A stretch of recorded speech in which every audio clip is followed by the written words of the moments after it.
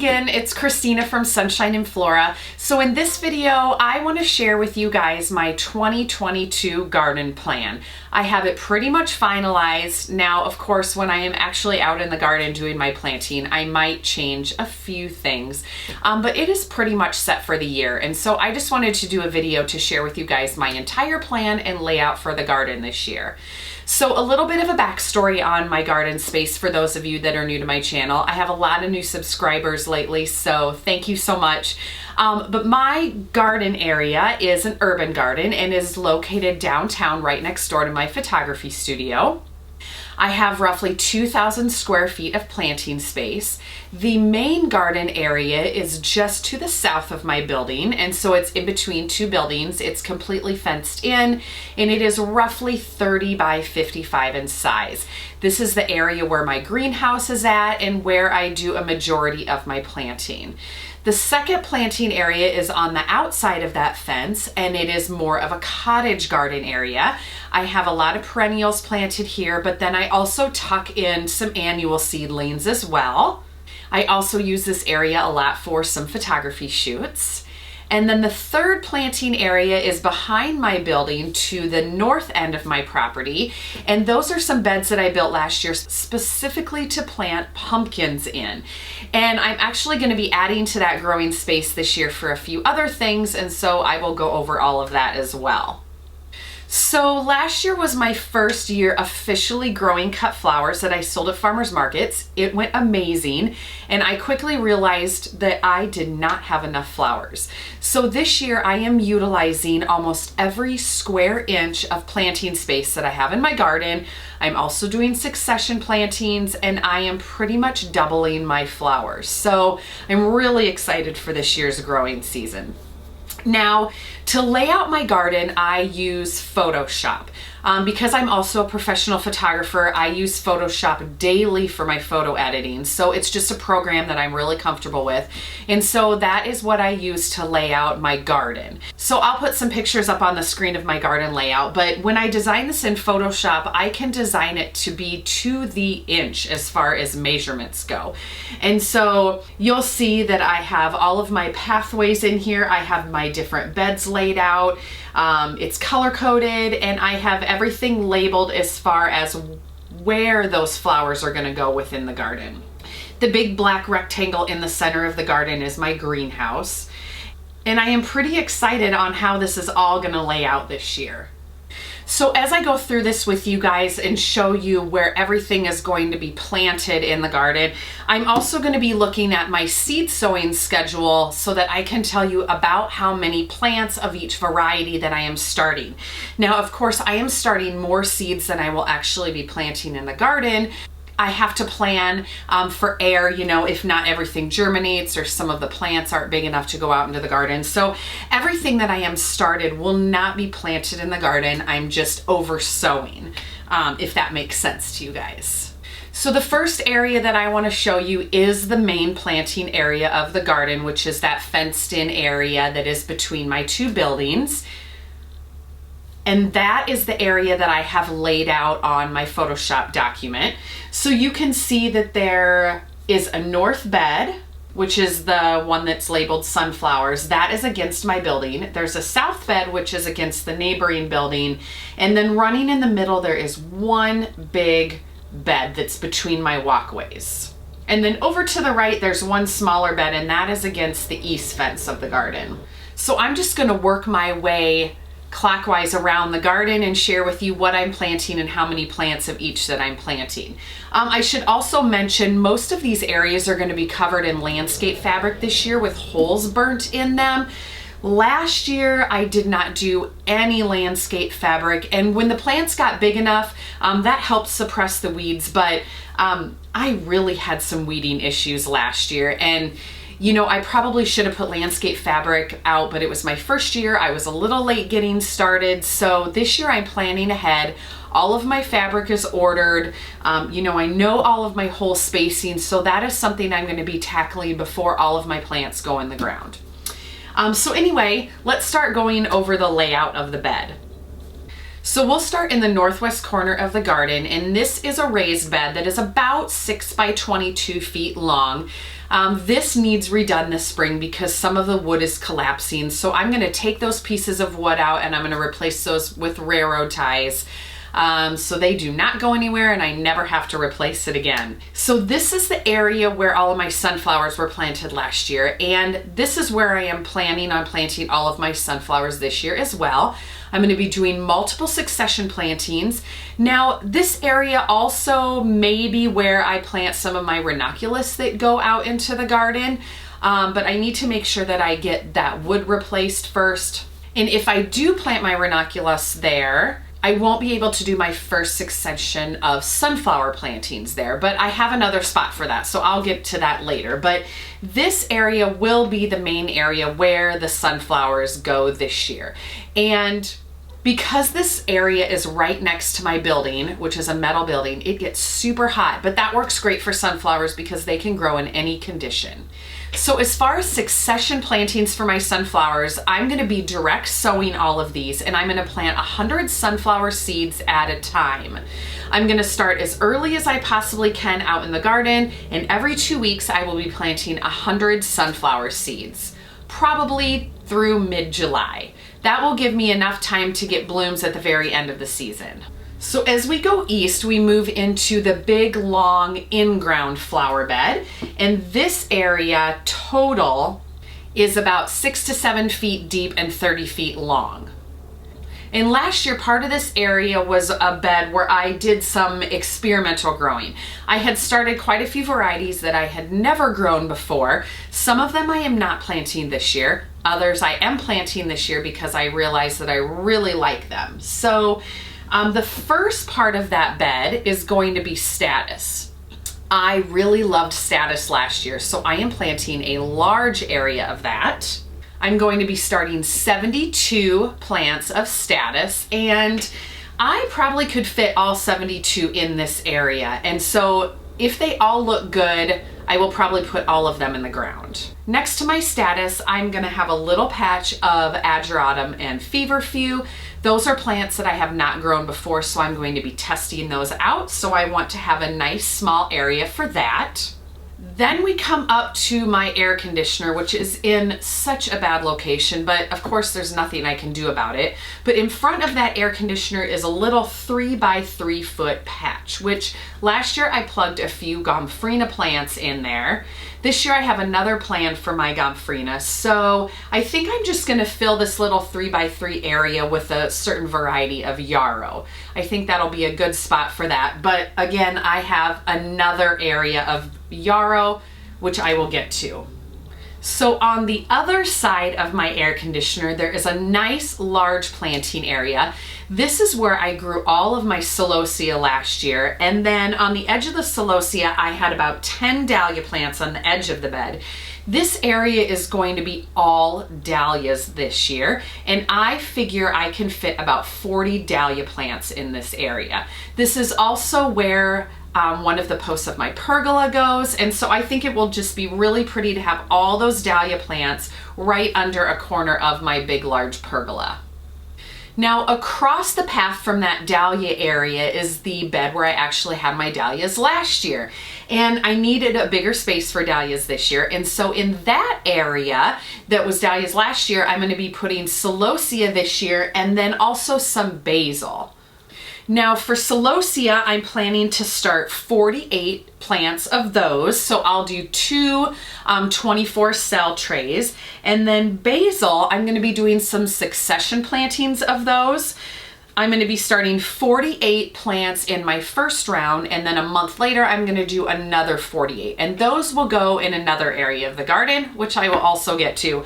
I know I'm kind of jumping around a little bit when I mentioned, oh, I have another area of the garden that these will go into, but I'm trying to be a little organized when I go around my diagram for you guys.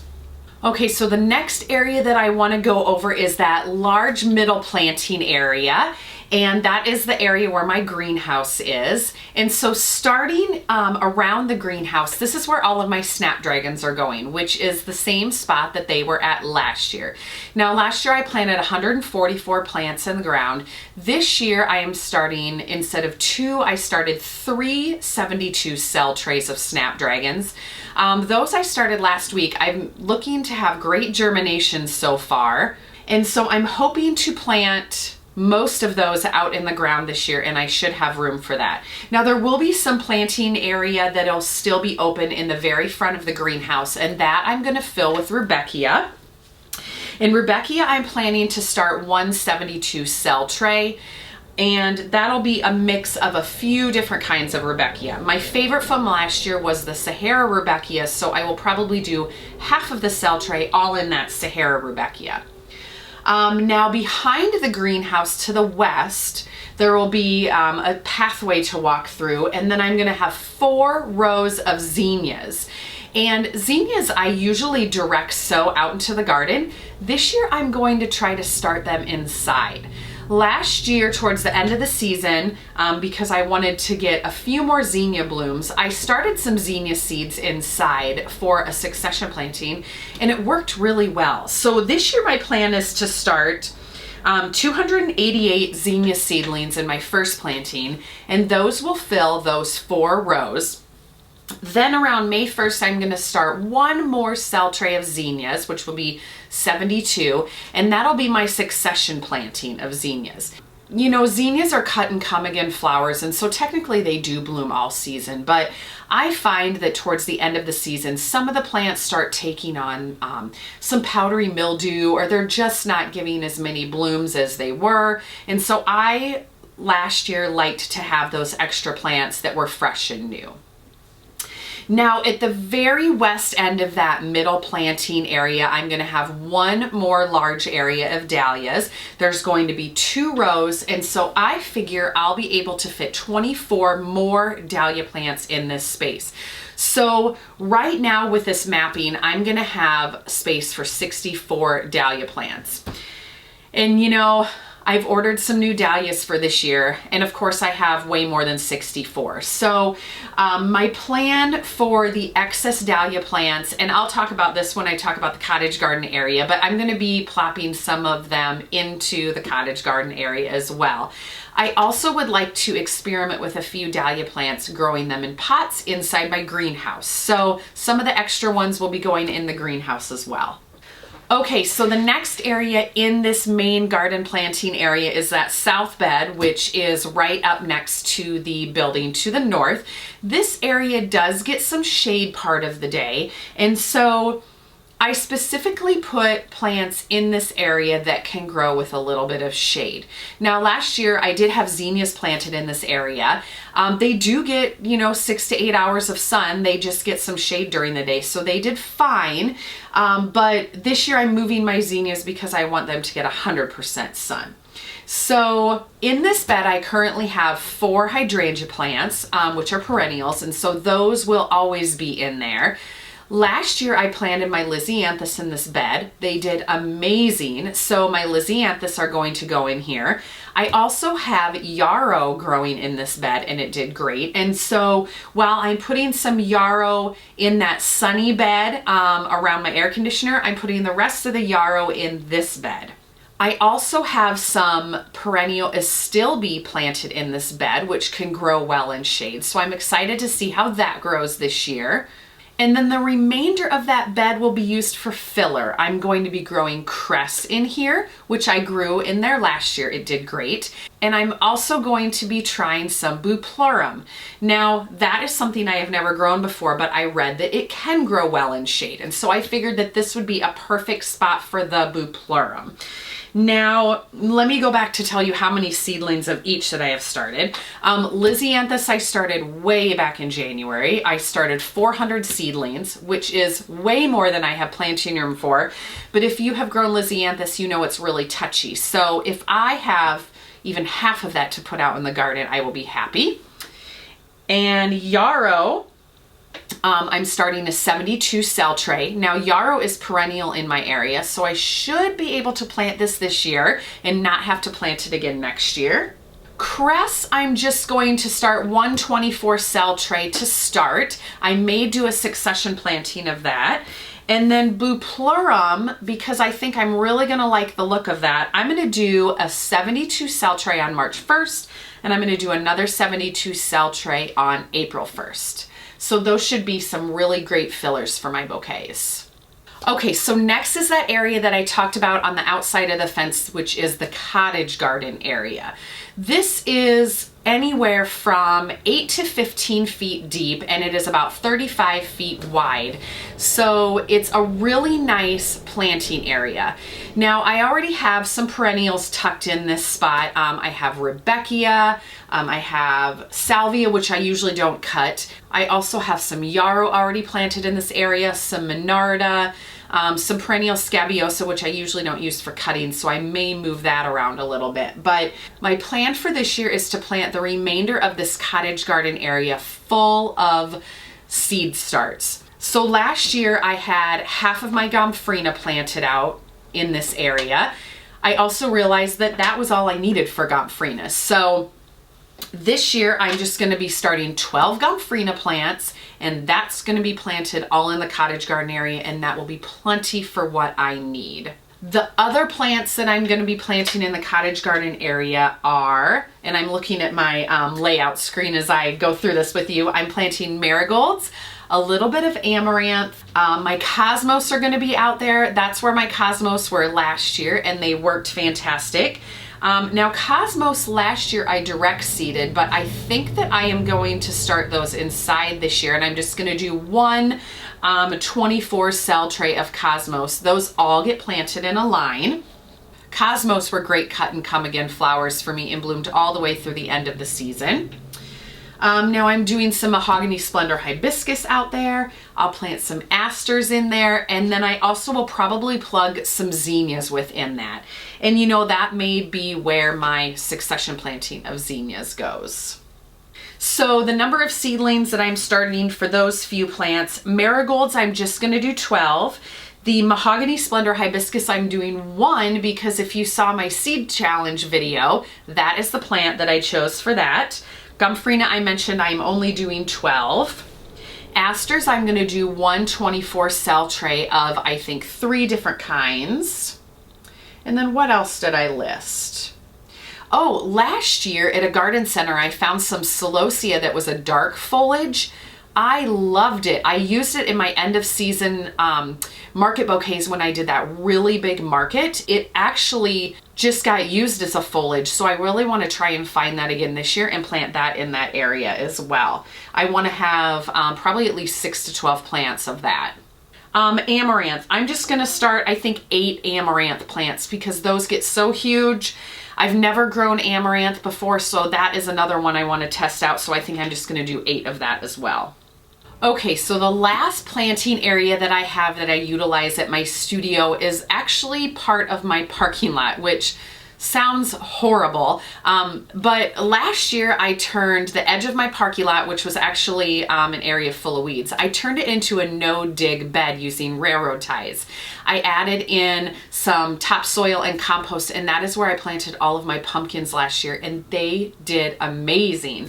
So that area last year, let's see, I had 5 railroad ties, which are 8.5 feet long. So I had over 42 feet of planting space last year, and it is 4 feet deep.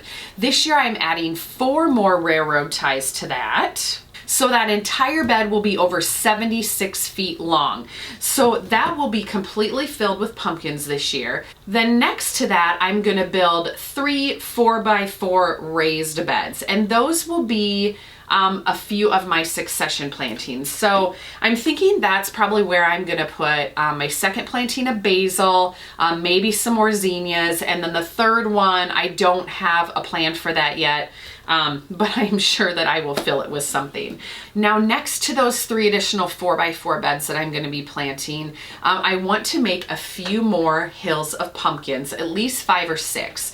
Now my parking lot right now is completely rock, and there is some concrete, which I found out last year my pumpkin vines actually grow out on that really good. And when the pumpkins sit on the rock or gravel, they dry out, you know, underneath. And so they actually don't rot like sometimes they can if you have them growing in like really wet dirt.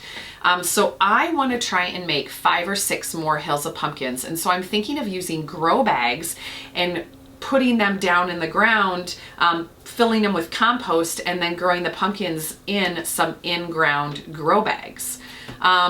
So stay tuned for that. That's kind of what I want to try. So my goal with my pumpkins is to have a lot of small to medium sized specialty pumpkins that I can take to the big end of the year market that I always do.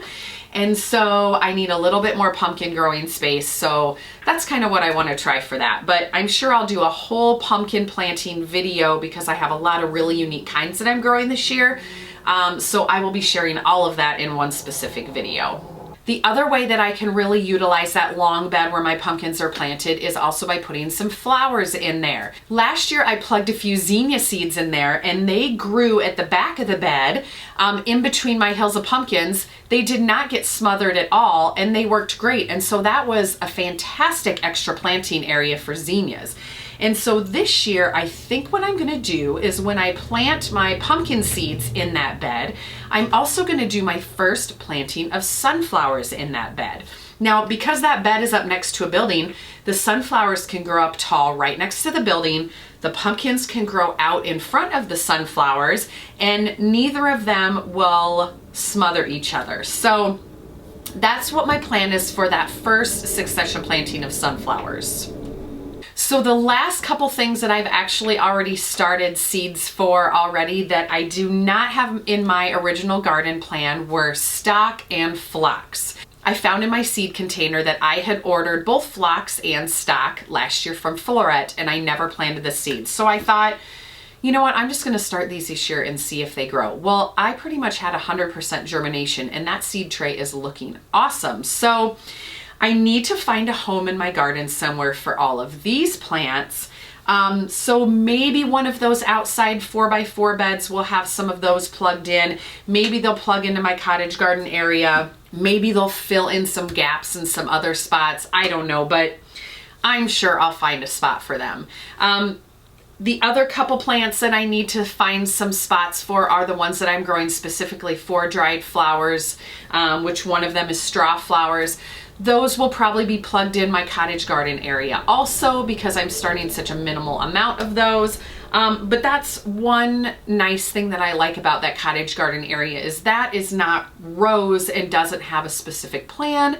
I kind of just see what I have and plug it in. So I'll make sure to do a video when I do that because that's always a really fun planting because I kind of just plan as I go. So anyway, that's gonna do it for this video. I hope you guys enjoyed seeing my garden plan for the 2022 season. I know sometimes these videos aren't as exciting as the others where you're actually planting in things, but I know a lot of you like to see what other growers have planned for the year. You know, maybe it helps you start planning or how many seeds you wanna start. And I will make sure to do videos when I'm planting everything so that you can see the spacing and when I plant them out, because I know that is always really fun to watch. So hopefully you guys enjoyed this video. I hope this helps some of you plan your gardens. I'll make sure to keep you updated and we'll see you soon.